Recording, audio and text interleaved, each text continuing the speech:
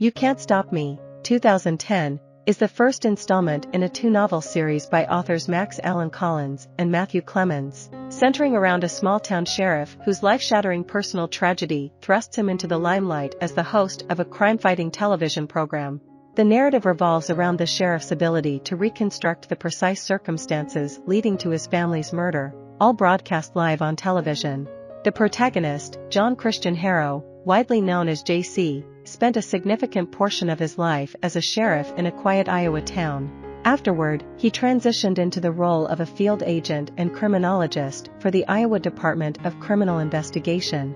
Although now retired, his peaceful life takes an unexpected turn when he is urgently summoned back to service during the Iowa State Fair, where the imminent visit of the president demands all available law enforcement personnel to be on duty. While on duty at the fair, JC observes a suspicious-looking man making furtive movements indicative of a potential threat.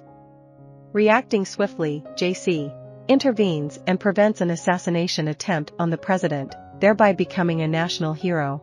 However, this moment of triumph morphs into tragedy when he returns home to find his wife and son brutally murdered. Despite intensive efforts, the investigation into their deaths grinds to a halt, leaving the killer free. 6 years later, in the aftermath of widespread media coverage and public sympathy generated by JC's heroic actions and personal ordeal, he is approached by the television network UBC to host a show called Crime Scene. The show's premise mirrors real-life programs like America's Most Wanted, focusing on unsolved criminal cases. JC's charisma and photogenic presence make the show an immediate success, leading to the capture of numerous dangerous criminals. Among the featured cases is one that captures the interest of a production associate, a woman in Florida who was murdered in a manner resembling the gruesome mutilation suffered by JC's wife.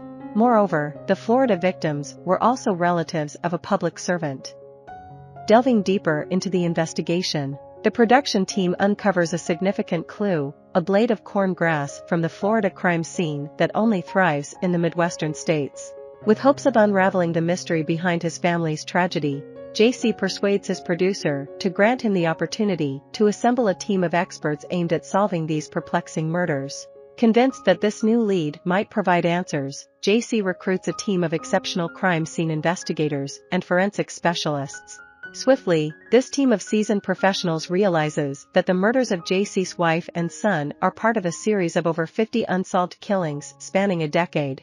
The narrative shifts between the perspectives of JC's team and the killer, the latter portrayed as carrying out gruesome acts over the course of many years. The team dubs the serial killer the Messenger, recognizing that his crimes are not random but rather purposefully encoded messages directed at law enforcement. Intriguingly, the murderer seems to seek resolution for his actions.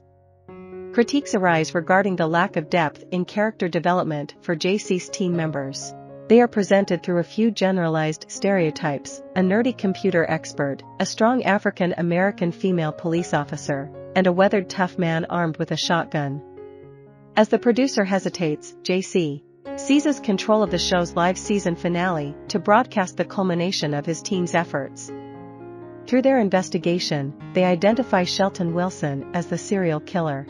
Shelton, a resident of a small town, suffered the tragic loss of his own family and has harbored deep resentment against the government ever since. His sanity gradually eroded, leading him to believe that avenging his family meant targeting the families of public servants. There was a method behind his madness. Many of his victims shared the last name Brown.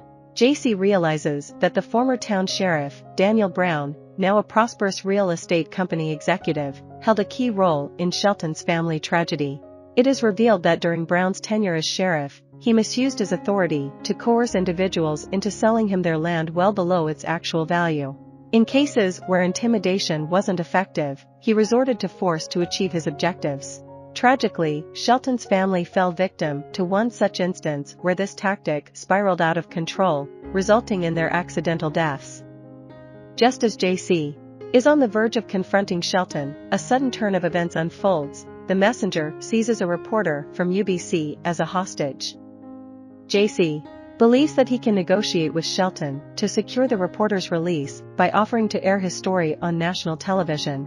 However, the town's current sheriff, who once served as one of Brown's deputies, takes drastic action. Fearing exposure of Brown's malevolent schemes, he orders a sharpshooter to eliminate Shelton before the interview can take place. The sheriff justifies this decision as a means of safeguarding the reporter's life, but it's evident that his true intent was to eliminate a witness who could have exposed Brown's illicit activities. The novel concludes on a note of optimism as JC's show secures another season. His determination to solve as many crimes as possible remains steadfast, ensuring that he continues his efforts to make a difference. I hope you enjoyed this video. Leave a like if you did and be sure to subscribe. Thank you.